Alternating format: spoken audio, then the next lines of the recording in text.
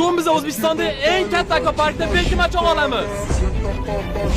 Lekin men bugun bitta o'zim bo'lmayman. Men bilan Omonxon izlaydi.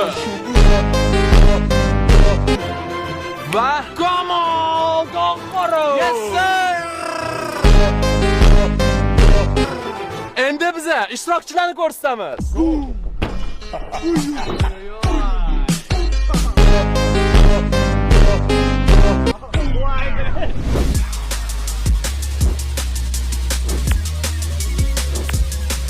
Ha?